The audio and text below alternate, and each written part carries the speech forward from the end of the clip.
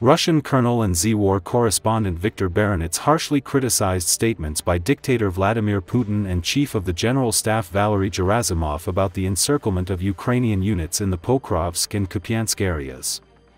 According to him, the sweeping claims about cauldrons bear no relation to reality. Baranets publicly posed a direct question to the Russian military command: where are those very same multiple encirclements that the Kremlin constantly talks about? Where have we seen a cauldron epidemic in the last year and a half? 10, maybe 5 at least. But there aren't any. Why are we fooling each other? It's artificial bravado.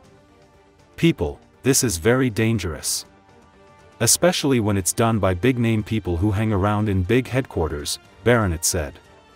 According to him, the government is trying to instill in citizens the illusion of success. Well, I want to say that we're thrashing everyone, that we're going on the offensive, sweeping everyone away. Well, I want to. Well, look, when did they tell us about 2 cauldrons? A couple of weeks ago, I think. And now we're wriggling like snakes. Such nonsense we're spouting to our majesty, our citizen. Such crap. The propagandist declared. According to Barnz, all talk of a tight encirclement ring does not stand up to factual scrutiny. Haven't we heard that there's a 2-kilometer hole in one boiler? And that boiler, it turns out, is a leaky basin, he said. The Z-propagandist drew attention to the gap between propaganda and reality. He recalled that the Russian command promised tens of thousands of Ukrainian troops, who were allegedly encircled. They said that 10,000 to 15,000 Ukrainian soldiers were trapped in the cauldrons. They said that, right? I'm waiting for those columns, endless columns with their paws raised, advancing. It's been 3 weeks already.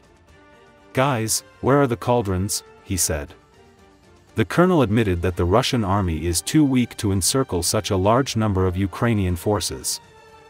I think we have problems. We can't quite close this fire. What's there to be embarrassed about? It's true. This is war, he said. Barnz says he receives caustic questions from his own listeners every day. Every day I hear snide questions in my headphones. So, are you still hanging around? Where are your boilers? He complained. Earlier, military and political commentator Michael Naki said that Gerasimov claimed that Russia has 3 cauldrons: Pokrovsk, Myrnohrad, and Kupyansk are surrounded. That's complete nonsense, as grounded in reality as Ukraine in 3 days. And I understand why he's saying this. You remember Gerasimov's report to Putin not long ago, like a month ago. The one where the chief of the General Staff had to invent the story that Kupyansk was almost taken? So, do you know what's changed on the front in a month? Nothing. Well, I mean, absolutely nothing. Except that Russia lost a bunch of equipment, which it started using again to make any progress, he added.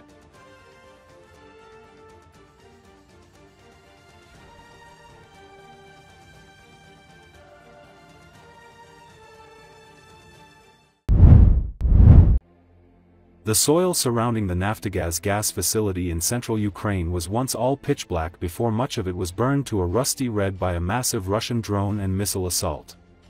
Scattered remnants of Shahid drones littered the reservoir designated for storing tanks of liquefied propane gas. Nearly a month after the October 30th attack, several tanks were empty and in ruins. It's very painful to watch all this, because I saw the formation, construction, operation, all possible troubles, victories of this entrepreneur, said Viktor, who has worked at the facility for 28 years and who cannot be named in full for security reasons. But we have what we have. We have to keep working. The Associated Press gained exclusive access to Naftogaz gas extraction fields in central Ukraine last week. The Associated Press is the first and only news outlet to be allowed to film and photograph war damage at the facilities. Due to strict security protocols, Associated Press cannot name the facility or its exact location. Russia has targeted Ukrainian gas extraction this year in a bid to hurt morale and force Ukraine to import large quantities of expensive gas which it can ill afford. Without the attacks, Ukraine would be able to cover the overwhelming majority of its consumption using its domestic extraction.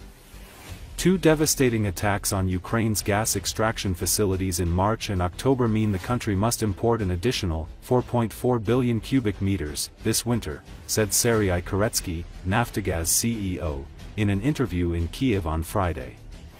To fill the gap, he said Naftogaz was negotiating with U.S. government lenders to secure financing to buy American liquefied natural gas.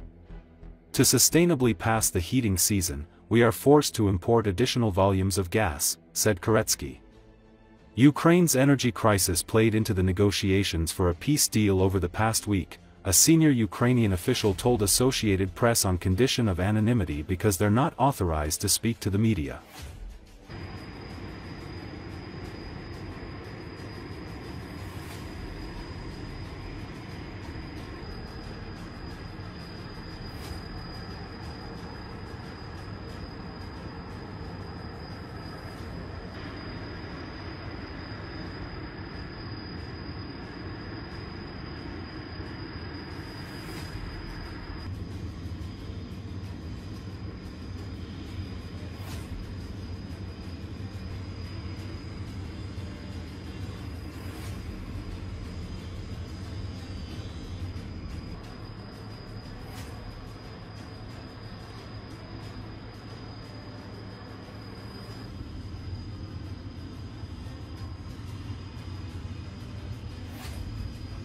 Атака була як ракетами, комбінована, як ракетами, так і шахедами. В частності резервуарний парк, на якому ми знаходимося, був атакований ракетами. Бачимо, які наслідки відбулись після цих прильотів.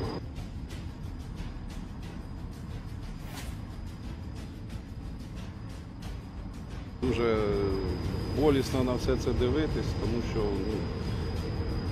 на моїх очах відбувалося становлення, будівництво, експлуатація, всі якісь можливі негаразди і перемоги на цьому підприємстві. Дуже, звісно, це дивитись печально. Але маємо те, що маємо. Мусимо працювати далі.